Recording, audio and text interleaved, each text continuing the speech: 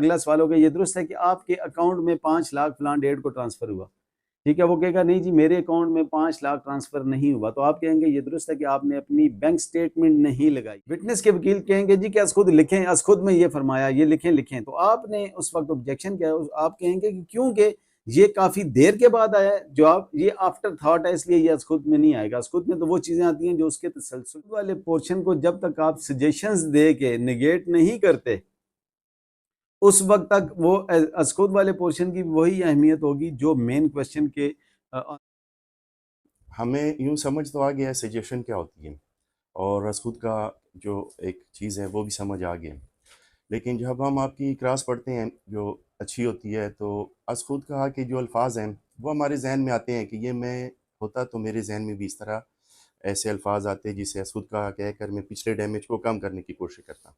लेकिन जो सजेशन में वकील के अल्फाज होते हैं, मैं समझता हूँ कि ये उसी के इक्वलेंट ही है, जैसे उसके डैमेज को कम करने के लिए जरा जिस पर हो रही है वो असखुद कहा कहकर, तो इसी तरह वकील उस डैमेज को कम करने की कोशिश करता है जिसमें उसका जो इरादा था जवाब लेने का वो शायद उसको नहीं मिला। लेकिन जो असखुद का है वो तो मैंने बताया ना, उसका मेरे जहन में आता है कि ये मैं भी कह देता, आम सी बात थी। लेकिन जो सजेशन है वो अक्सर हमारे जहन में उस तरह नहीं होती कि शायद मैं ये सजेशन यहाँ ना मेरे मेरे दिमाग में ये आमद ना आती। ये इसका क्या? आपका सवाल तो बहुत इंटरेस्टिंग और बहुत ज़बरदस्त है। बेसिकली मैं जहाँ तक आपके सवाल को समझा हूँ वो डिफरेंस है अज़खुद में और सजेशन में, कि अज़खुद क्या होता है और सजेशन क्या होती है। बेसिकली अज़खुद जो होता है वो उस डैमेज को कवर करने के लिए होता है या अपने सवाल का जो जवाब को एक्सप्लेन करने के लिए होता है। जैसे सवाल की ऐसी फॉर्मेशन आ जाती है कौंसल की तरफ से, वो सवाल ऐसा करते हैं कि सवाल से वो बंदा समझता है कि ये अगर जवाब इस तरह आता है तो जब तक मैं अज़खुद कह के इसको एक्सप्लेन नहीं करूँगा। देखें, एक सवाल है, उसका जवाब हाँ या ना में है। अब हाँ या ना में कह देने से उसके दो मानी निकल सकते हैं। उसको एक्सप्लेन करने के लिए ये तो बहुत आसान है कि उसको एक्सप्लेन करने के लिए बहुत आसानी से अज खुद कह के, यानी कि ये आपका सवाल है लेकिन मैं इसको एक्सप्लेन करना चाहता हूँ। एक्सप्लेन जब वो करेंगे तो वो जब कहेंगे अज खुद में, वो अपना वो वर्शन वहाँ पे दे देंगे कि मेरा मौक़िफ़ अज खुद खा में, वो एक्सप्लेन कर देंगे। अज खुद खा की लीगल वैल्यू क्या है, ये बड़ा इंपॉर्टेंट है। देखिए, अज खुद कहा को सिविल केसेस में नहीं पढ़ा जाता। ये आम कॉन्सेप्ट है कि अज खुद कहा वो जितना मर्जी एक्सप्लेन करता रहेगा, नहीं पढ़ा जाएगा। लेकिन ये कोर्ट पे बाइंडिंग नहीं होता कि उसे ना पढ़े, ये कोर्ट की डिस्क्रिशन है। वो डिस्क्रिशन ये है कि अब उसको समझने के लिए अगर पिछला सवाल जो किया गया उसका जो जवाब आ गया, जो लिख दिया गया, अब वो अगर प्रॉपर नहीं भी समझ पाए तो असखुद वाला पोर्शन देखेंगे, असखुद वाले पोर्शन को देख के उससे पिछले सवाल का मतलब निकाल लिया जाएगा। ऐसा नहीं है कि जो आमतौर पे कॉन्सेप्ट ये पाया जाता है कि असखुद वाला पोर्शन पढ़ा नहीं जाता। नहीं, ये कोर्ट की डिस्क्रिशन है। अगर वो समझने के लिए चाहे तो वो असखुद वाले पोर्शन को पढ़ सकती है। एट द सेम टाइम आपका सवाल ये था कि क्या असखुद है क्या? बेसिकली असखुद ये है कि जब आप अपने सवाल के जवाब को, जो आपका जवाब है, एक सवाल के जवाब में एक्सप्लेन करना चाहते हैं अपने मौक़िफ़ को, तो वो असखुद वाले पोर्शन में आता है। इसीलिए आप देखें इसकी इंपॉर्टेंस का अंदाज़ा, असखुद वाले पोर्शन को जब तक आप सजेशंस दे के निगेट नहीं करते, उस वक्त तक वो असखुद वाले पोर्शन की वही अहमियत होगी जो मेन क्वेश्चन के आंसर, आप असल सवाल का जो जवाब देते हैं। इसीलिए आप देखते हैं कि जब जो असखुद वाला पोर्शन होता है, असखुद वाले पोर्शन को भी कौंसल डिनाई करते हैं सजेशन देके। अब मुख्तसर करता हूँ कि असखुद से मुराद वो एक्सप्लेनेशन है, वो तफसील है, वो क्लैरिफिकेशन है जो आप किसी वकील के पूछे हुए सवाल के साथ कनेक्ट करके देते हैं। अज़खुद वाले पोर्शन में अहम बात ये होती है, अक्सर लोग अज़खुद में जब जवाब देते हैं, अब ये अज़खुद वाला से मुराद जो होती है कि जो आपका मेन क्वेश्चन है उसके सवाल के जवाब के साथ अज़खुद लगे। अब होता यह है कि वो वकील साहब कहते हैं कि हाँ या ना में जवाब दो। अब ये कहते हैं तो हर सवाल का जवाब हाँ या ना में देने वाला नहीं होता। आप अपने क्लाइंट को समझाते हैं कि अब वकील आपको फोर्स करेगा हाँ या ना में दो जवाब, तो आपने साथ वो जो कहना, अब हाँ या ना में जो सवाल पूछा गया ना, ये याद रखें, जो सवाल पूछा गया उसका जितना जवाब आ गया उस सवाल का, तो वो अज़खुद में नहीं आएगा। उससे इजाफी जितना पोर्शन होगा वो अज़खुद में लगेगा। लेकिन अज खुद बगैर तवक्कुफ के यानी वक्फे के बगैर जब वो पोर्शन आपका जो जवाब आएगा वो अज खुद में आएगा। अब होता ही है, हम एक वकील साहब सवाल करते हैं, आपने सवाल पुट किया, क्लाइंट ने जवाब दिया और खामोश हो गया। अब गवाह खामोशी के कुछ देर बाद उसे याद आ गया, ओह ये बात भी है, तो वो अज खुद में नहीं आएगी। आपने उस बात को अज खुद में नहीं लिखने देना। हाँ, अज खुद क्या है कि उस सवाल के जवाब के तसलसल में बगैर तवक्कुफ के, बगैर ब्रेक के, वो अगर जो जवाब आ जाता है उस जवाब को आप अज खुद के जवाब अज खुद के तौर पर लिखते हैं। अदरवाइज ये आपका ऑब्जेक्शन आएगा ना कि ये अज खुद कैसे हो सकता है। आप दूसरे वकील साहब ये कहेंगे, विटनेस के वकील कहेंगे जी कि अज खुद लिखें, अज खुद में ये फरमाया, ये लिखें, तो आपने उस वक्त ऑब्जेक्शन किया, आप कहेंगे कि क्योंकि ये काफी देर के बाद आया है जवाब, ये आफ्टर थॉट है, इसलिए ये अज खुद में नहीं आएगा। अज खुद में तो वो चीजें आती हैं जो उसके तसलसल में हो। अक्सर ये होता है कि कोर्ट इसमें कंफ्यूज हो जाती है। हमारे यहाँ एक प्रॉब्लम क्या पाया जा रहा है, काफी अरसे से जो अहल कमीशन के थ्रू एविडेंस लिखी जाती है, वो लोग ज्यादा एक्सपीरियंस नहीं होते, कम तजर्बे के लोग होते हैं। अब उनको वो कोर्ट की तरह कंडक्ट भी नहीं कर पा रहे होते।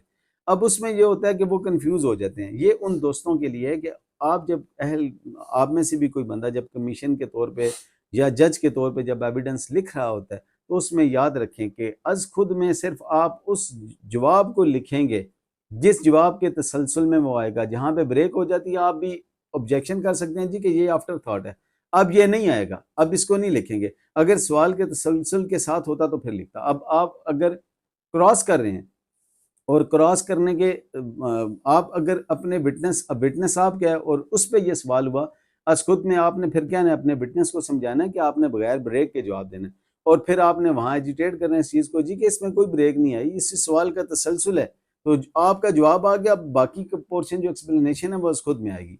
ये तो हो गया आपका आज खुद। आप कह रहे हैं कि आज खुद आसानी से आ जाता है, डेफिनेटली आसानी से आता है, क्योंकि आज खुद में वो उसके सवाल का मुकम्मल जवाब जो होता है उसका पोर्शन होता है, उससे तैयार भी होता है। अब आ गई बात सजेशन की। सजेशन क्या देनी होती है? देखें, सजेशन आप उसी वक्त दे सकेंगे जब आपको अपने क्लाइंट का केस पता होगा, आपको जब पता होगा कि मैं किस बात पे सवाल क्या कर रहा हूं, आपको ये 100% पता होगा कि मेरे सवाल का जवाब क्या आना है। अब आपको जब ये पता है कि अगर मेरे सवाल का जवाब ये आएगा तो आपको जरूरत ही नहीं है उसमें सजेशन देने की, फिर तो आपका जवाब आ गया ना। सजेशन कहाँ देनी है आपने? देखिए, अक्सर लोग सजेशन दे के वो जो हासिल कर चुके होते हैं उसको भी ज़ाया कर देते हैं। सजेशन बेसिकली आपका अपना मौक़िफ़ होता है, आपके अपने मौक़िफ़ को, ये बहुत इंपॉर्टेंट है, ये आप याद रखें, इस पे हमें प्रैक्टिस की ज़रूरत है। हम क्या करते हैं, जो लोग लिख के लेके जाते हैं एविडेंस, उनके लिए सबसे बड़ा प्रॉब्लम होता है कि वो सवाल लिखा है ना, अब उस सवाल का जवाब वही आ गया जो जवाब आपको चाहिए था, उसके आगे आपने सजेशन भी लिखी हुई है नीचे। अब सजेशन आपने क्यों लिखी है? समटाइम्स होता ही है कि मैं ऑफिस में जो क्रॉस तैयार करता हूँ, मेरे एसोसिएट जाते हैं क्रॉस करने के लिए, अब मैंने वहां पे सजेशन उस सूरत में लिखी है कि अगर जवाब मेरे मुताबिक नहीं आएगा तब मैं सजेशन दूंगा। अब जब जवाब मेरे मुताबिक आ गया तो फिर मुझे सजेशन की क्या जरूरत है? सजेशन से तो मुराद है ही मेरा मौकफ, मेरा केस, मैंने ये सवाल क्यों पूछा। जब मेरे सवाल का 100% जवाब आ गया तो फिर सजेशन नहीं लिखी जाती। अक्सर दोस्त ये करते हैं कि उन्होंने वो लिखी होती है ना, उसी तसलसल को कायम रखते हैं, तो लिखे होते हैं एक सवाल का जवाब वो आ गया। सपोज आपने सवाल कर दिया कि ये दुरुस्त है कि उसने आपसे 5 लाख रुपए उधार लिया, ये दुरुस्त है कि आपने उससे 5 लाख रुपए उधार लिया। अब आपके जहन में ये है कि यार वो कहेगा नहीं जी मैंने ऐसे कोई पैसे नहीं लिए, ठीक है।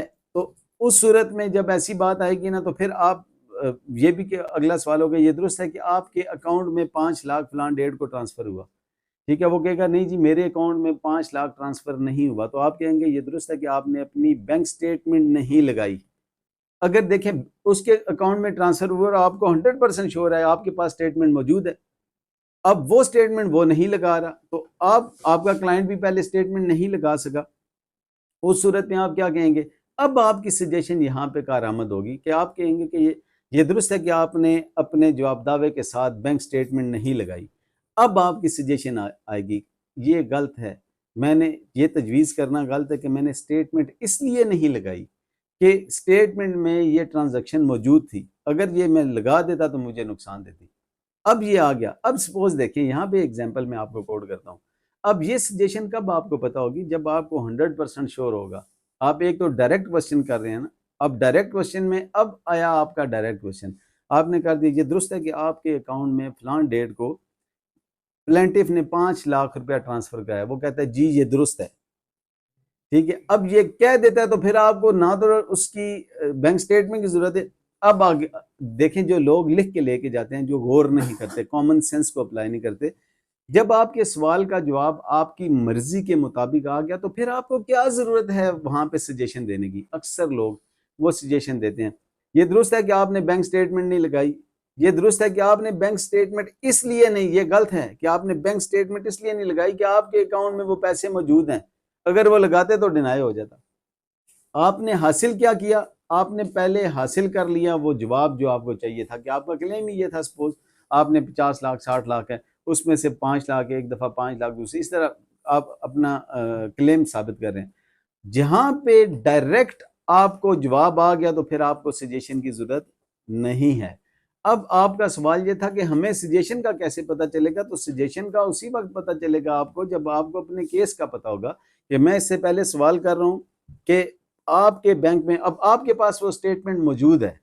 आपको देखें एक और बात, अगर आपको पता है कि मेरे पास स्टेटमेंट में मौजूद नहीं, मेरे पास स्टेटमेंट में कोई ऐसी ट्रांजैक्शन मौजूद नहीं, आप सवाल करते हैं तो ये तो आपने अपने खिलाफ सवाल कर लिया ना। यही तो है कि बट नॉट टू आस्क, आपने ये सवाल कर लिया, ये दुरुस्त है कि आपके अकाउंट में 5 लाख रुपया फलान डेट को ट्रांसफर हुआ, वो कहता है जी मुझे ऐसी कोई ट्रांजैक्शन नहीं हुई, इसके अकाउंट से मुझे कोई ऐसा पैसा नहीं आया। अब आपके पास इसके अगेंस्ट कोई बात है ही नहीं। अगर आपके पास इसके अगेंस्ट कोई बात होती तो फिर अब ये तो सवाल आपको पूछना ही नहीं चाहिए था।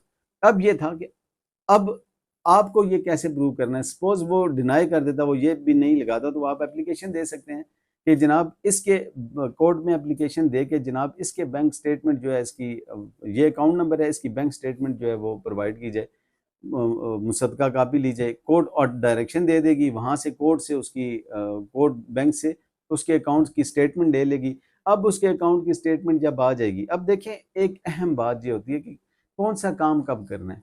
अब आपने एक एप्लीकेशन दे दीजिए कि मुझे इसकी स्टेटमेंट रिक्वायर्ड है, वो स्टेटमेंट आ जाती है, वो कोर्ट में लग जाती है, तो फिर आप इसको उसके साथ कंट्राडिक्ट करवा सकते हैं कि जी ये स्टेटमेंट आपकी, ये आपकी स्टेटमेंट है, ये आपका अकाउंट नंबर है, ये आपकी स्टेटमेंट है, और ये स्टेटमेंट में 5 लाख रुपया 50 लाख रुपया मौजूद है जो इस डेट को इस डेट से है।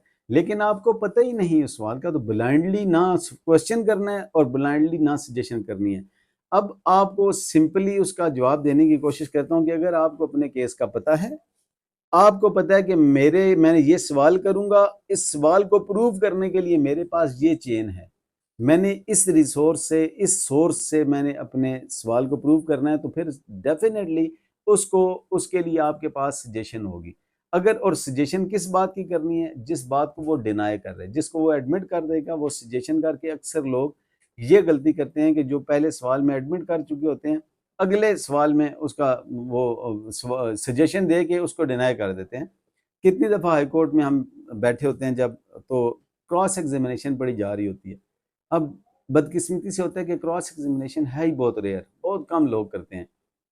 अब उसमें वो सवाल करता है, सर ये देखें ये मैंने सवाल किया, इसके ये जवाब आया, तो जजिस साहिबान कहते हैं ठीक है, कौंसल आ गया, अपनी सजेशन ज़रा पढ़ें, आपने सजेशन क्या दिया, आपने खुद अपने मौक़िफ़ को डिनाई कर दिया ये सजेशन देंगे, उसने एडमिशन किया और आपने डिनाई कर दिया, बताएं हम इसको किस तरफ लेके जाएं। तो आपने सजेशन उस बात की देनी है, तजवीज़ उस बात की देनी है जिस बात पे आपको पता होगा कि ये वो इनकार कर गया और आपका मौक़िफ़ ये है, ठीक है। तो अब आपको आई थिंक कि जब आपको केस पूरा तैयार होगा, अपनी क्लाइंट का अपने फैक्ट्स का पता होगा, तो फिर सजेशन आप इजीली वहाँ पे दे सकेंगे।